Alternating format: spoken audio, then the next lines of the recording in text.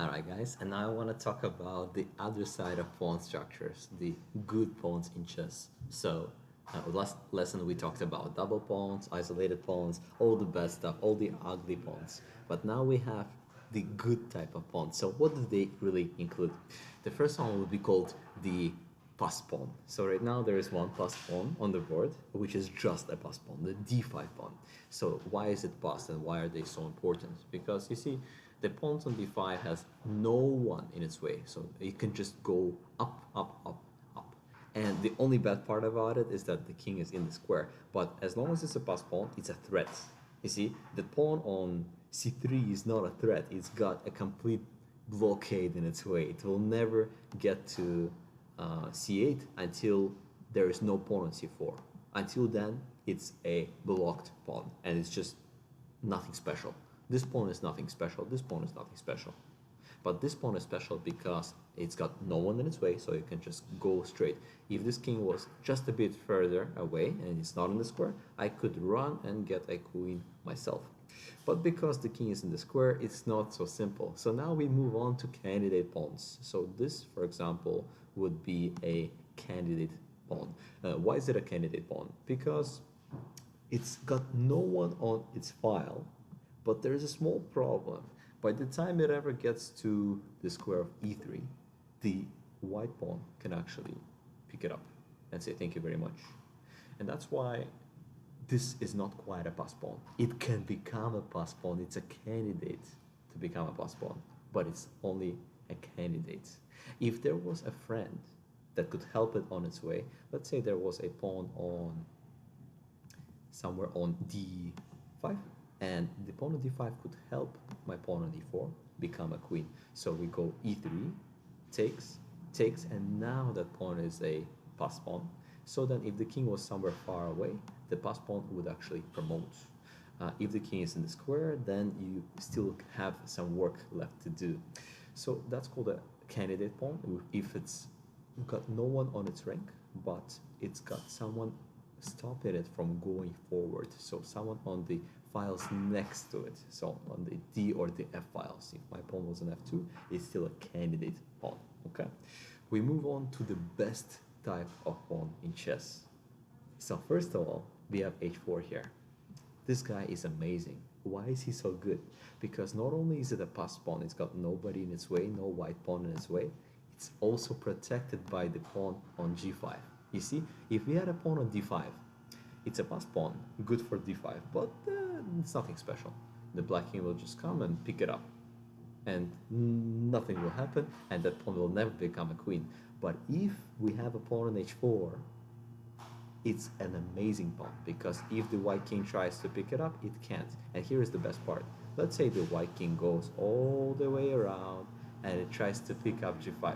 It tries to say, I'll get the defender and then I'll pick up the protected pass pawn when it's not defended anymore. But the second it steps outside the square of that pawn, let's say it steps on f5.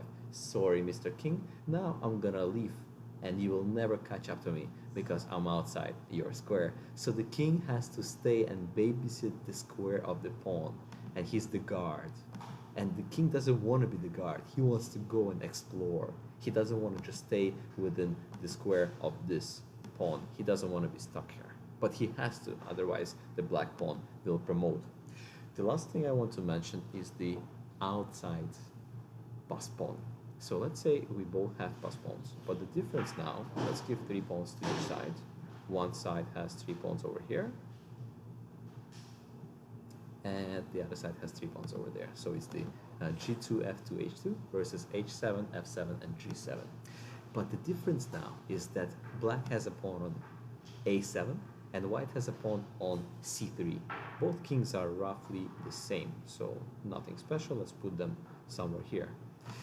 The difference is that the white king will have to go out of its way, way away from the center, so somewhere all the way on the a file, just to stop this pawn. In the meantime, the black king is closer to both the c pawn and later on the f2, g2, and h2 pawns. So when the white king tries to stop the black king, all the black has to do is just give away that passed pawn. So he'll start pushing his own pawn, pushing, and eventually when the white king has to go for it, we'll trade pawns. And the difference is my king is closer to your pawns than your king is to mine. So black should win this game right now by just king d2 and etc. So guys, remember, the good types of pawns in chess are protected pass pawns, candidate pawns, and outside pawns, which are way on the side. So something like a3, or for black it will be h7. So those are the strong types of pawns in chess. Just one last puzzle that I want to give you to understand the power of the protected pass pawn. I will make it a bit ridiculous, so this will hopefully never happen in your games, but let's say it did, and we got this position. So right now white is up like a million pawns, he's clearly winning, but black has a trump of their own. So let's put one pawn there. Right now white has 6 pawns to be exact, and black has only 2. But the difference is these guys are only passed, and they're also quadrupled or even 5 pawns in a row, however you'd like to call that. So the black king is in the square of the white pawn. But the black pawn is not only passed, it's also protected passed pawn. So black has a very easy job right now. All the black has to do is pick up the white pawns. Just to make it more accurate, let's bring the black pawn just a bit closer to the end. And now this king is stuck within the square of the a4 pawn. So he has to stay within the square. And the black king can just pick up all those apples starting from h6. The black king is powerless. He has to go back and forward as he sees the black king taking all his children. And by the end of all this, the black king will take all the white pawns, pick up all those apples, and then come all the way to the king's side, slowly but surely squeezing the white king away from his own pawn, after which he'll just pick up the b4 pawn. So he'll squeeze, we also call it outflanking. And when he picks up the b4 pawn, the rest will be easy. He will use the 2 pawns to get a queen, and then checkmate the king with that queen. So guys, protected pass pawns are many times better than just any ordinary pass pawn. Hopefully you remember that and can use those strong pawns in your games.